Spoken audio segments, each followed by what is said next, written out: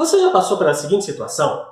Por vezes você está falando e as pessoas não estão entendendo nada do que nós estamos falando, parece que elas não estão nem aí, estão em outro mundo.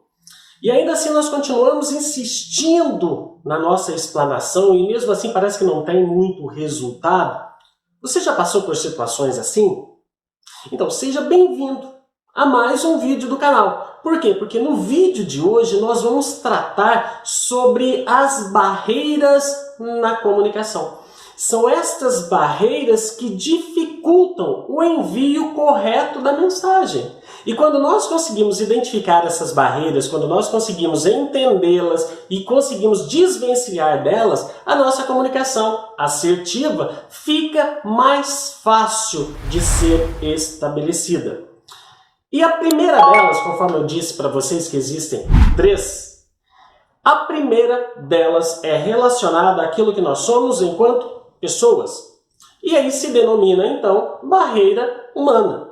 Por quê? Porque as barreiras elas são desencadeadas em relação daquilo que eu sou, daquilo que você é e o outro é, e diante disto, aquilo que nós somos enquanto seres humanos. E essas barreiras elas tratam justamente sobre a dificuldade do envio da mensagem. E a primeira barreira humana que nós podemos pensar é o que podemos aí chamar de hábitos de ouvir. Existe inclusive um vídeo aí no canal sobre essa questão. Nós temos muita facilidade em falar, mas temos muita dificuldade em ouvir. E esta dificuldade em ouvir as pessoas é que vai impedir o diálogo ser estabelecido de uma maneira coerente. Por vezes apenas um fala e o outro só escuta. Então nós precisamos também aprender a escutar. E aí o diálogo vai se tornar de uma forma mais produtiva. Também podemos pensar na questão de preocupações. A segunda hipótese, aí, a segunda situação envolvendo a barreira humana são o que nós chamamos aí das preocupações. E o que é preocupação? É preocupar-se de algo antecipadamente. É ocupar-se de algo que ainda não aconteceu. Quando você está muito preocupado, você dificilmente consegue dar atenção às pessoas. E do outro lado também, você não consegue organizar muito bem os seus pensamentos para poder expor de uma forma clara. Então aí também as preocupações são barreiras humanas. E a terceira barreira humana que eu trouxe para este vídeo é o uso inadequado do vernáculo. Vernáculo? Que é isso? Nome de rede? Não. É o nome carinhoso para a língua portuguesa, ou seja, a língua que o Brasil adota, oficialmente falando. E essas barreiras, esse uso inapropriado, é o famoso nós vai, a gente fomos. Cuidado com estas situações, muito cuidado. Nós não vamos conseguir falar o português impecavelmente, isso é fato. Porque quando nós nos acostumamos com as regras gramaticais, os estudiosos do vernáculo, eles produzem modificações. Mas precisamos tomar cuidado em relação àquilo que nós falamos. Pelo menos prestarmos atenção às concordâncias verbais, às concordâncias nominais. Isto fará diferença na hora de fazermos a nossa exposição do assunto que pretendemos passar para as pessoas, bem como uma conversa amistosa. Dizem, inclusive, que a língua a ser falada no céu é o português, porque a gente demora uma eternidade para aprender. Brincadeiras à parte. Quando nós nos deparamos com as barreiras humanas, a mensagem então ela é filtrada. Ela não passa na sua integralidade para o outro lado, para o nosso interlocutor, que é a pessoa que nos ouve. A mesma coisa quando nós ouvimos alguém. E a pessoa está falando bonito e de repente ela fala, né, é um privilégio. Aí você, nossa, tá indo tão bem. É privilégio a palavra? Claro que é. Não é também para julgar as pessoas, é para a gente mostrar a importância de conhecermos essas barreiras para nós não ficarmos reféns delas. A palavra privilégio, ela existe de uma forma correta. Privilégio não se pode falar. Mas enfim, Além das barreiras humanas, nós também temos o que? As barreiras físicas. E trouxe também 3 delas para a gente conversar neste vídeo. Aí podemos pensar no espaço físico. Se a pessoa está um pouco mais distante, necessidade de aumentar o tom de voz. Se a pessoa está perto, não precisa gritar. Então este espaço, tudo isso também interfere na nossa comunicação. E ainda podemos, além do espaço físico, pensarmos as falhas mecânicas. Como assim, falhas mecânicas? Pensa bem, quando você está usando o celular na rodovia, não como motorista, como carona. E o que acontece?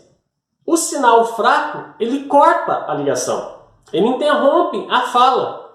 Ou ainda a bateria quando acaba. Então essas falhas mecânicas, elas também são barreiras físicas que interferem. Aí no caso, o assunto já é mais grave, porque as barreiras físicas, elas impedem o envio da mensagem. Além então do espaço físico e falhas mecânicas, temos os ruídos ambientais. Já tentou conversar com alguém em uma balada?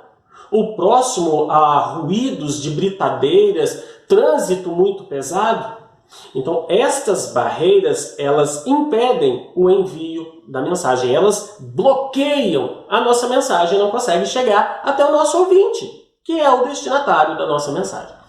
E ainda podemos pensar além, então recapitulando, nós falamos sobre barreira humana, falamos sobre barreiras físicas e agora nós vamos falar das barreiras semânticas. E trouxe também 3 para a gente conversar. Primeira delas, interpretação das palavras. Também existe um vídeo aí no canal onde explica de uma forma mais pormenorizada de que o sentido está na maneira como eu emprego a palavra, o significado está no dicionário.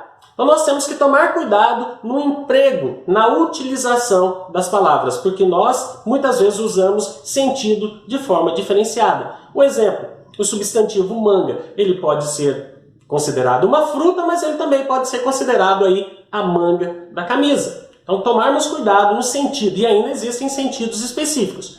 Mas para isso, eu sugiro você assistir ao vídeo que trata deste assunto. Decodificações de sinais. Essa é a parte muito legal. Já fez tchau para alguém na rua, pensando que o tchau era para você? E o tchau era para a pessoa que estava atrás de você? Já passei por isso. Enfim, imagino que todos nós já tenhamos cometido esta situação. Por quê? Porque nós deciframos de uma forma incorreta o gesto que estava sendo feito. Ou ainda a mãe da gente, quando fazia um gesto, você pensava que era para o seu bem, e na verdade era para o seu bem, né? Porque ela ia te disciplinar. Mas decodificação também é uma barreira semântica. Por quê? Porque é a interpretação das palavras e agora aqui é a interpretação do gesto. Decodificar os gestos.